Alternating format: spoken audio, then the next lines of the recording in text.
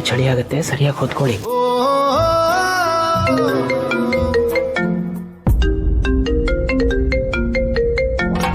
ಇವ್ರು ಯಾಕೆ ಇಷ್ಟೊತ್ತಲ್ಲಿ ಫೋನ್ ಮಾಡ್ತಾ ಇದ್ದಾರೆ? ಚಿನ್ನಮರಿ, ನಿನ್ ಮಲ್ಗಿರಿ, ನಾನು ಬಂದೆ.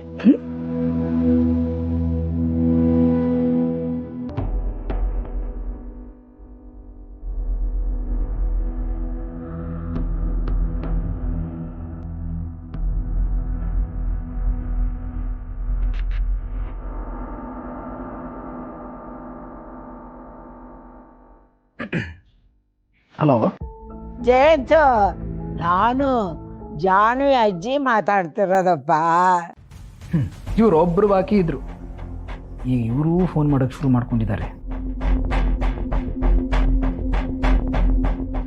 ಯಾಕಪ್ಪ ನೀನು ಮಾತಾಡ್ತಿಲ್ಲ?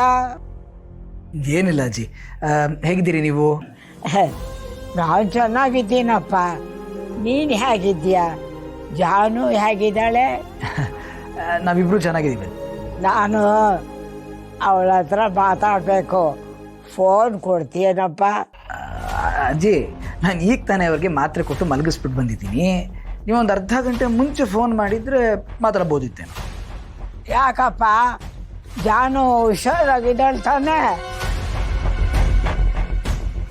ಹುಷಾರಾಗಿದ್ದಾರೆ ಅಜ್ಜಿ,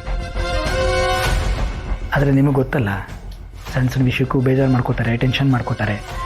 ಎಷ್ಟು ಹೇಳಿದ್ರು ಮಾತು ಕೇಳಲ್ಲ. ಮೊನ್ನೆ ವೆಂಕಿಯವ್ರ ವಿಷಯ ಗೊತ್ತಾದ ಮೇಲಂತೂ ತುಂಬ ಡಿಸ್ಟರ್ಬ್ ಆಗಿದ್ರು. ಅದಕ್ಕೆ ಒಂದು ರೌಂಡ್ ಆಸ್ಪತ್ರೆ ಹತ್ರ ಹೋಗಿ ಬಂದ್ವಿ. ಮಾತ್ರೆಗಳನ್ನೆಲ್ಲ ಬರ್ಕೊಟ್ಟಿದ್ದಾರೆ, ಈಗ ನೋಡಬೇಕು. ನೋಡಪ್ಪ, ನಿನಗೆ ನೋಡ್ಕೊಳ್ಳೋದು ಕಷ್ಟವಾದರೆ ಇಲ್ಲಿಗೆ ತಂದುಬಿಡಪ್ಪ, ನಾವು ನೋಡ್ಕೊತೀವಿ. ಅವಳು ಎಷ್ಟು ಕಷ್ಟಪಡ್ತಿದ್ದಾಳೋ ಏನೋ.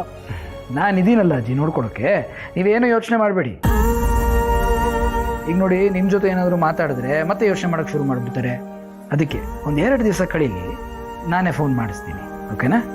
ಹಾಗೆ ಮಾಡಪ್ಪ. ಜಾನು ಎದ್ಮೇಲೆ ನಾನು ಫೋನ್ ಮಾಡಿದ್ದೆ ಅಂತ ಹೇಳು. ಸರಿ ಅಜ್ಜಿ, ಥ್ಯಾಂಕ್ ಯು.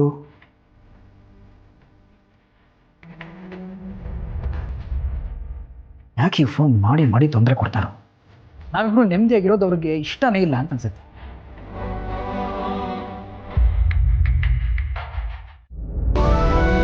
ಅಜ್ಜಿ, ಆಯ್ತಾ ಜಾನು ಜೊತೆ ಮಾತಾಡಿ? ಅವಳಿಗೇನೋ ಹುಷಾರಿಲ್ವಂತೆ, ಮಲಗಿದ್ದಾಳಂತೆ. ಎದ್ದ ಮೇಲೆ ಫೋನ್ ಮಾಡಿಸ್ತೀನಿ ಅಂತ. ಹೌದಾ? ಅಂದಮೇಲೆ ಫೋನ್ ಮಾಡಿಸ್ತಾರೆ ಬಿಡಿ. ಬಸ್ರಿ ಹೆಂಗಸು, ಆರೋಗ್ಯ ದಿನಕ್ಕೊಂದೊಂದ್ ಥರ ಇರುತ್ತೆ. ನಿಮಗೆ ಗೊತ್ತಿಲ್ಲದೆ ಇರೋದೇನಿದೆ? ಇಷ್ಟಕ್ಕೂ ನೋವು ಜಾನುಗಾದ್ರೂ ಒದ್ದಾಡೋದು ಮಾತ್ರ ಅವ್ರ ಗಂಡನೇ. ಅವ್ರ ಗಂಡ ಅವಳನ್ನ ಚೆನ್ನಾಗೇ ನೋಡ್ಕೋತಾ ಇರ್ತಾರೆ ಬಿಡಿ. ನಿಜ ಹೇಳ್ಬೇಕು ಅಂದ್ರೆ ಇಂಥ ಗಂಡನ ಪಡೆಯೋದಿಕ್ಕೆ ನಮ್ ಜಾನು ಅದೃಷ್ಟ ಮಾಡಿದ್ಲು. ನಿಮ್ ಮೊಮ್ಮಗನೂ ಇದಾನೆ, ನೋಡಿದೀರ ತಾನೆ? ನಾನೇ ಮಾತಾಡಿದ್ರೆ 2 ಮಾತಾಡ್ತಾರೆ, ಇಲ್ಲ ಅಂದ್ರೆ ಅನ್ಕೊಂಡಿರ್ತಾರೆ. ಜಾನುನ ಅವ್ರ ಗಂಡ ಮಗು ಥರ ನೋಡ್ಕೋತಾರೆ. ಅದ್ರಲ್ಲೂ ಈಗ ಅವಳು ತಾಯಿ ಆಗ್ತಿದ್ದಾಳೆ ಅಂತ ಗೊತ್ತಾದ್ಮೇಲಂತೂ ಇನ್ನೆಷ್ಟು ಚೆನ್ನಾಗಿ ನೋಡ್ಕೋತಾ ಇದ್ದಾರೋ ಏನೋ. ನೀವು ಯಾಕೆ ಸುಮ್ಮನೆ ಟೆನ್ಷನ್ ಮಾಡ್ಕೋತೀರಾ? ಆರಾಮಾಗಿರಿ. ಟಿವಿ ಹಾಕ್ಲಾ? ಬೇಡವಾ? ಗೋಡಂಬಿ ಕೊಡ್ಲಾ?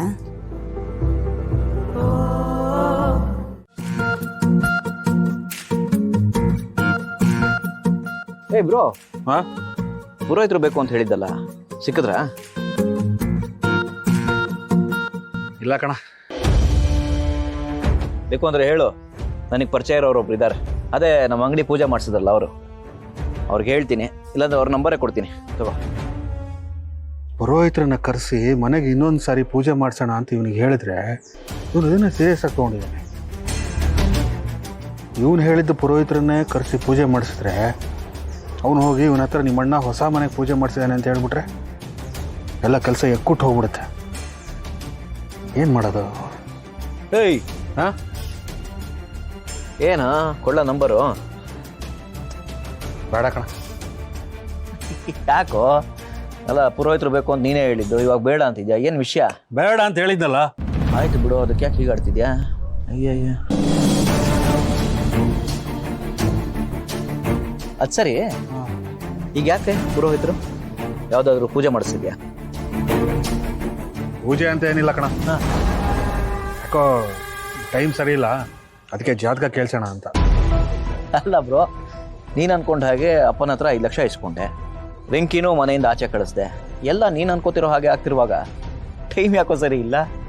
ಏಯ್, ನಾನು ಟೈಮ್ ಸರಿ ಇಲ್ಲ ಅಂತ ಹೇಳ್ತಿರೋದು ಮನೆ ವಿಷಯದಲ್ಲ, ಕೆಲಸದ ವಿಷಯದಲ್ಲಿ.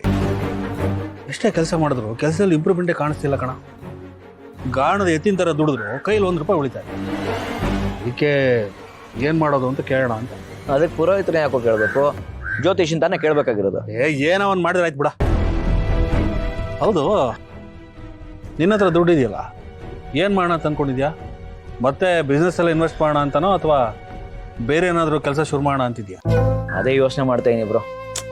ಈ ಬಿಸ್ನೆಸ್ ಕೈ ಹಿಡಿಲಿಲ್ಲ, ಅದಕ್ಕೆ ಹೊಸದಾಗಿ ಏನಾದರೂ ಚೆನ್ನಾಗಿರೋ ಒಂದು ಸ್ಟಾರ್ಟಪ್ ಶುರು ಮಾಡೋಣ ಅಂತ ಅನ್ಕೋತಾ ಇದ್ದೀನಿ. ನೋಡ, ಈ ಸಲ ಕೆಲಸನ ಹುಷಾರಾಗಿ ಶುರು ಮಾಡ್ಬೇಕು ನೀನು. ಮತ್ತೆ ಸ್ಟಾರ್ಟಪ್ ಮಾಡ್ತೀನಿ ಅಂತ ಹೋಗಿ ಈ ಕೈ ಸುಟ್ಕೊಂಡಿಯಲ್ಲ, ಹಾಗೆ ಕೈ ಸುಟ್ಕೊಂಡ್ರೆ ಏನು ಮಾಡ್ತೀಯ? ಮತ್ತೆ ಹಳೆ ಪರಿಸ್ಥಿತಿಗೆ ಬರ್ತೀಯ. ಕೈ ಕಾಲು ಕಳ್ಕೊಂಡು ಬದುಕ್ಬೋದು ಕಣ, ದುಡ್ಡಿಲ್ಲದೆ ಬದುಕೋಕ್ಕಾಗಲ್ಲ. ಅದಕ್ಕೆ ಈ ಸಲ ಕೆಲಸ ಶುರು ಮಾಡ್ಬೇಕಾದ್ರೆ 1 ಅಲ್ಲ 100 ಸಲ ಯೋಚನೆ ಮಾಡಿ ಕೆಲಸ ಶುರು ಮಾಡು. ಕೆಲಸ ಕಡಿಮೆ ಇರಬೇಕು, ದುಡ್ಡು ಜಾಸ್ತಿ ಬರಬೇಕು, ಅಂಥದ್ದೇನಾದ್ರೆ ಕೆಲಸ ಮಾಡ, ಉದ್ಧಾರ ಆಗ್ತೀಯ. ಹ್ಞೂ ಬ್ರೋ, ಹಾಗೆ ಮಾಡ್ತೀನಿ ಈ ಸಲ. ಒಂದ್ಸಲ ಕೈ ಸುಟ್ಕೊಂಡ ಹಾಗೆ ಈ ಸಲ ಮಾಡ್ಕೊಳಲ್ಲ. ನಾನು ಬೇಗ ಕೆಲಸ ಶುರು ಮಾಡಬೇಕು. ಕೆಲಸ